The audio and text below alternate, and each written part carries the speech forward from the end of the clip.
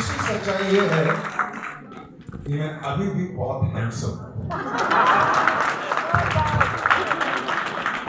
अभी बात थोड़े कम हो गए हैं because I had gone to a place of pilgrimage in south India, तो वहां पर गुरुजी मेरे बाल उन्होंने रख लिए, मुझे तो वापस भेज।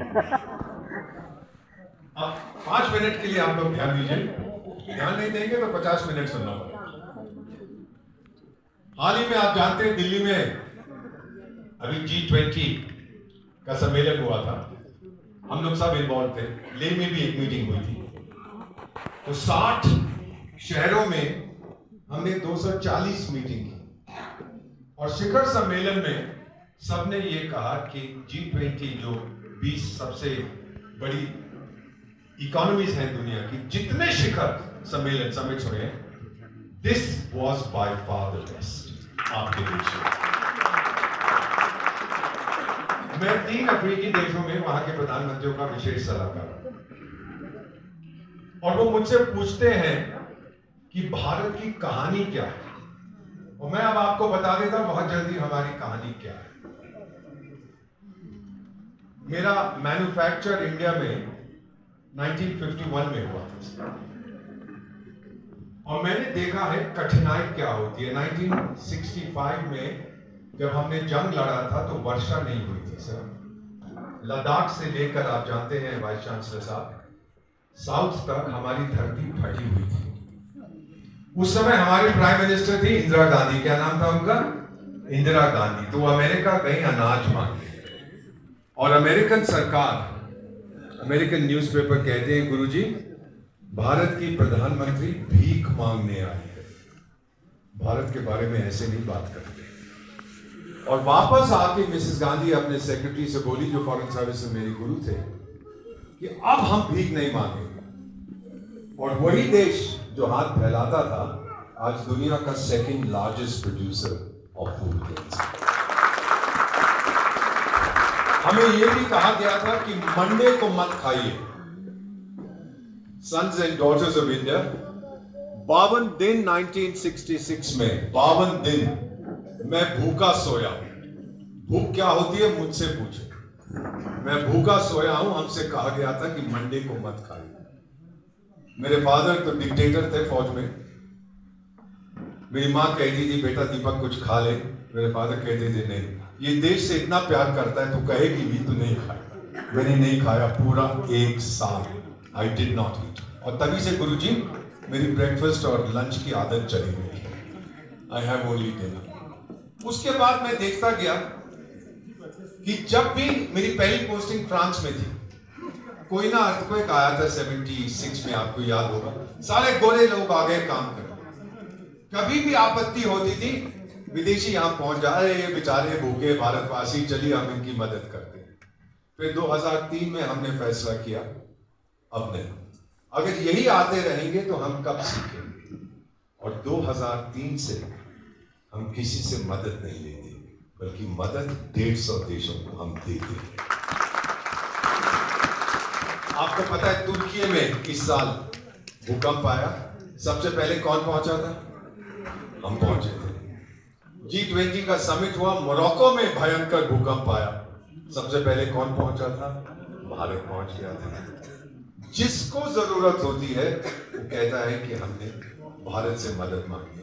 हमने 125 डेवलपिंग कंट्रीज का एक वर्चुअल समिट किया जनवरी में, 125, और उनसे बताया कि तुम्हारी क्या प्रॉब्लम है। वो हमसे कहने लगे जी हमारी आवाज न्यूयॉर्क तक पहुंच तो जाती है पर कोई सुनता नहीं है।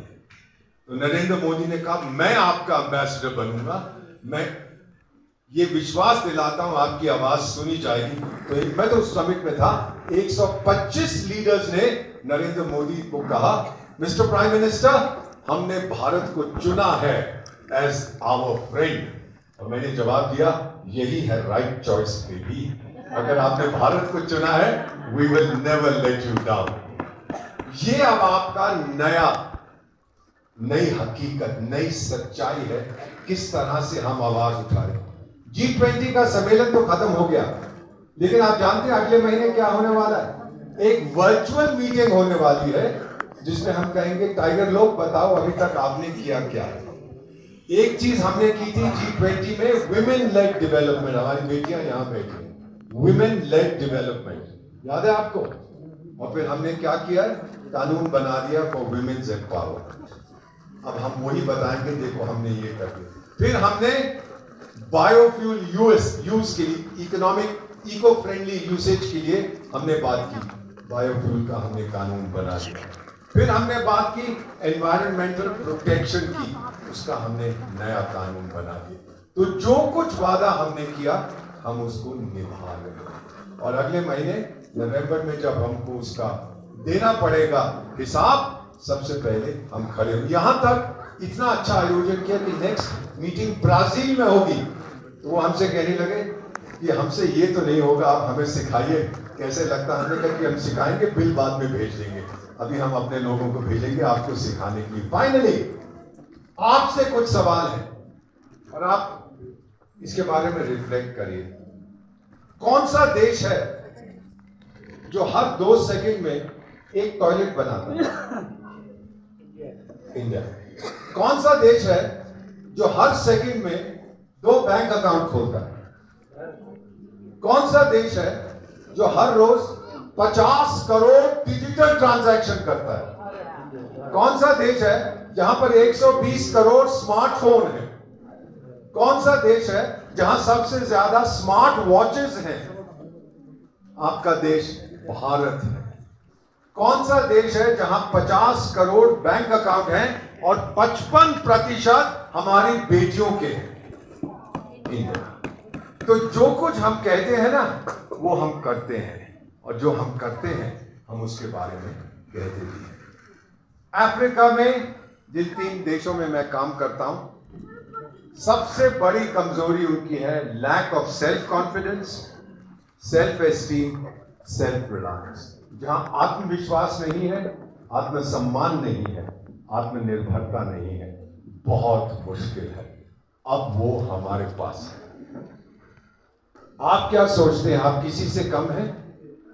आज तो जहां मैं जाता हूं दुनिया में, मेरा पासपोर्ट देख के, I have a diplomatic passport, देख के कहते हैं एम्बेसडर ऑफ इंडिया। अरे आपका देश तो कमाल का है। अच्छा फिर से बोलो, हमारा देश कमाल का है। और जब हमने मदद की थी, जब चाइनीज वायरस ने हमला किया था, आप जानते हैं एक कंपनी नहीं थी इंडिया में जो पर्सनल प्रोटेक्टिव इक्विपमेंट बनाती, एक नहीं थी। और उस समय भारत मां की पुकार गई, 3 महीने के अंदर 600 कंपनियां पीपीई बनाने लगी, 3 महीने के अंदर। हमारे पास वैक्सीन नहीं थी गुरुजी, फिर भी हमने देशों को, 100 से ज्यादा देशों को दी। मेरे चाचे नहीं है वो, मेरे भतीजे नहीं है वो, मेरे अंकल नहीं है वो। हमने क्यों दी? क्योंकि हम बहुत अच्छे लोग हैं, किसी का दुख नहीं देख सकते। ये इस देश की ताकत है sir. We are a very good people. किसी का दुख हम, ताली बजाना, किसी का दुख हमारा दुख होता है। और आप आज इन 2023 सारी दुनिया के लिए वैक्सीन आपका देश भारत बनेगा। कोई भी अब महामारी आएगी, कहानी बता देता हूं, जब वैक्सीन बनानी थी 2 बड़ी कंपनियां आई इंडिया में, नरेंद्र मोदी दोनों में जाके बैठ गए कि कितना टाइम लगेगा। बोले 3 साल। पीएम साहब बोले 3 साल कौन वेट करेगा? बोले अच्छा सर 2 साल में बन। अबे 2 साल कौन वेट करेगा? बोले सर 1 साल भी नहीं। बोले अच्छा सर 6 महीने में दे देंगे।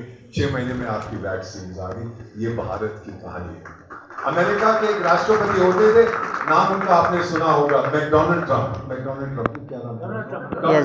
अब मैं बुढ़ा हो गया, भूल जाता हूं। वो डोनाल्ड ट्रंप बोला, जब हमने उनको दवाइयां दी, India has been great, we will never forget. मैं दुबई में था, दुनिया की सबसे ऊंची इमारत बुर्ज खलीफा देश के तिरंगे में रंगी हुई थी, और उसमें एक मैसेज था, sir stay strong India, we love you India. ये देखो दुबई में ये मैसेज भारत के लिए जा रहा है। And finally all I want to say to our younger people here, आप सबको, जो कुछ हम इस देश में देख रहे हैं, एक बॉलीवुड फिल्म का गीत मुझे बहुत पसंद है, अभी तो पार्टी शुरू हुई है। अभी आगे आगे देखिए आप, हम कहां जाने वाले हैं। नरेंद्र मोदी प्राइम मिनिस्टर है, नरेंद्र मोदी कोई और प्राइम मिनिस्टर है, कोई और पार्टी है, कोई फर्क नहीं पड़ता। अब चाल शुरू हो चुकी है। हाथी को दौड़ाना बड़ा मुश्किल है, लेकिन जब हाथी दौड़ पड़ता है तो फिर कोई उसको रोक नहीं सकता।